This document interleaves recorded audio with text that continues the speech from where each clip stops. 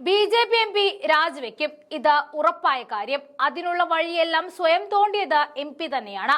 കോൺഗ്രസ് വിട്ട് ബി.ജെ.പി. കൂട് തേടിപ്പോയ ഒരാൾക്കും നല്ല ഗതി വന്നിട്ടില്ല. ബി.ജെ.പിയുടെ കുതിരക്കച്ചവടത്തിന്റെ ഫലമായി കോൺഗ്രസ് പാളയത്തിൽ നിന്നും ബി.ജെ.പിയിലേക്ക് മാറിയ ആളാണ് കെ സുധാകർ. ഇപ്പോൾ ബി.ജെ.പിയുടെ എം.പി ആയി കൊടിവാണിരിക്കുന്ന സമയത്ത് കസേര തെറിക്കാനുള്ള മാർഗവും തെളിഞ്ഞിരിക്കുകയാണ്. കർണാടകയിലെ ചിക്കബല്ലാപൂരിൽ യുവാവിന്റെ ആത്മഹത്യയിലാണ് ബി.ജെ.പി. എം.പി ഇപ്പോൾ കുടുങ്ങിയിരിക്കുന്നത്. ഡ്രൈവറായി ജോലി ചെയ്തിരുന്ന 30-കാരൻ ബി.ജെ.പി. എം.പിയുടെ പേരെഴുതി വെച്ച ശേഷം ആത്മഹത്യ ചെയ്യുകയായിരുന്നു.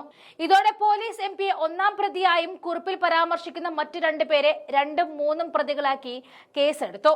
സാമ്പത്തിക വഞ്ചന, ആത്മഹത്യാ പ്രേരണ, പട്ടികജാതി പട്ടികവർഗ അതിക്രമങ്ങൾ തടയൽ നിയമം എന്നിവ പ്രകാരമാണ് എഫ്ഐആർ ചെയ്തിരിക്കുന്നത്. ഈ അതിക്രമങ്ങൾ തടയൽ നിയമം ലംഘിച്ചാൽ വിവിധ തരത്തിലുള്ള ശിക്ഷകളാണ് ലഭിക്കുക. കുറ്റകൃത്യത്തിന്റെ കാഠിന്യമനുസരിച്ച് പിഴയോ തടവോ രണ്ടും കൂടി ലഭിച്ചേക്കാം. കൂടാതെ ഇരകൾക്ക് നഷ്ടപരിഹാരം നൽകുവാനും നിയമത്തിൽ വ്യവസ്ഥയുണ്ട്. ശിക്ഷയുടെ കാഠിന്യം അതിക്രമം എത്രത്തോളം ഗുരുതരമാണ് എന്നതിനെ ആശ്രയിച്ചിരിക്കും. ചില കേസുകളിൽ പിഴയും തടവും, ചില കുറ്റകൃത്യങ്ങൾക്ക് പിഴയും തടവും ഒരുമിച്ചോ അല്ലെങ്കിൽ ഇവയിൽ ഏതെങ്കിലും ഒന്നോ ലഭിക്കാം. നഷ്ടപരിഹാരം ഇരകൾക്ക് നൽകുവാനും നിയമത്തിൽ വ്യവസ്ഥയുണ്ട്. ഈ നഷ്ടപരിഹാരം കുറ്റകൃത്യത്തിന്റെ സ്വഭാവം അനുസരിച്ച് വ്യത്യാസപ്പെടാം. ചില കേസുകളിൽ വിചാരണ കോടതി വിധിക്കുന്ന ശിക്ഷ അപ്പീൽ കോടതിയിൽ മാറ്റം വരുത്താനും സാധ്യതയുണ്ട്. ചിലപ്പോൾ സുപ്രീം കോടതി പോലും ശിക്ഷയുടെ കാര്യത്തിൽ അന്തിമ തീരുമാനമെടുക്കാം. ഈ നിയമം പ്രധാനമായും പട്ടികജാതി പട്ടികവർഗ വിഭാഗങ്ങളിൽപ്പെട്ട ആളുകൾക്കെതിരെയുള്ള അതിക്രമങ്ങൾ തടയുന്നതിന് ഉള്ളതാണ്. ഈ നിയമത്തിലെ വ്യവസ്ഥകൾ ലംഘിച്ചാൽ കുറ്റകരമെന്ന് കണ്ടെത്തിയാൽ മേൽപ്പറഞ്ഞ ശിക്ഷകൾ ലഭിക്കാവുന്നതുമാണ്. ദളിത് ആത്മഹത്യ പ്രേരണ കുറ്റമായതുകൊണ്ട് തന്നെ 10 വർഷം വരെ തടവ് ശിക്ഷ ലഭിക്കാവുന്ന ഗൗരവമേറിയ കുറ്റങ്ങളുടെ ഗണത്തിൽ ഉൾപ്പെടുന്നവയാണിത്. ഇവയുടെ വിചാരണ സെക്ഷൻ കോടതികളിലാണ്. ആത്മഹത്യ ചെയ്ത ആളുടെ മരണമൊഴിയിൽ ആത്മഹത്യക്കുറിപ്പ്, വാട്സ്ആപ്പ് മെസ്സേജ്, ശബ്ദ വീഡിയോ സന്ദേശങ്ങൾ, പ്രതിക്കെതിരെ നേരിട്ടോ മറ്റോ ആയിട്ടുള്ള ആരോപണം അല്ലെങ്കിൽ സൂചനയെങ്കിലും ഉണ്ടാവണം.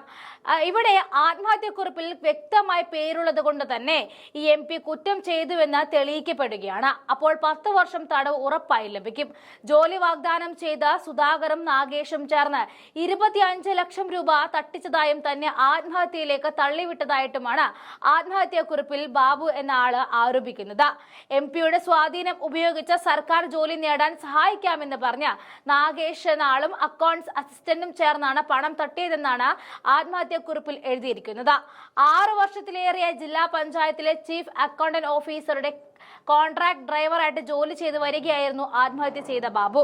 ഇയാളെ വ്യാഴാഴ്ച രാവിലെയാണ് ചിക്കബല്ലാപൂരിൽ DC ഓഫീസിൽ വെച്ച് മരത്തിൽ തൂങ്ങിയ നിലയിൽ മരിച്ച നിലയിൽ കണ്ടെത്തുന്നത്. പണം തട്ടിയ സംഭവത്തിൽ എം.പി നേരിട്ട് ഉൾപ്പെട്ടിട്ടുണ്ടോ അതോ അദ്ദേഹത്തിന്റെ പേര് ദുരുപയോഗം ചെയ്തിട്ടുണ്ടോ എന്ന് അന്വേഷിച്ച് വരികയാണെന്നും പോലീസ് പറഞ്ഞു. അതേസമയം ബാബുവിന്റെ മരണത്തിൽ ദുഃഖമുണ്ടെന്നും തന്റെ പൊതുജീവിതത്തിൽ ബാബു എന്ന ഈ വ്യക്തിയെ താൻ ഒരിക്കലും കാണുകയോ ചെയ്തിട്ടില്ല എന്നും സുധാകർ ദില്ലിയിൽ പ്രതികരിച്ചിട്ടുണ്ട്. ബാബുവിന്റെ കുറിപ്പിൽ പേരുള്ള മറ്റ് 2 വ്യക്തികളെ കുറിച്ച് തനിക്ക് ഒരു അറിവുമില്ല എന്നുമാണ് സുധാകർ പറയുന്നത്. നാഗേഷ്, മഞ്ജുനാഥ് എന്നിവരാണ് മറ്റ് 2 പ്രതികൾ.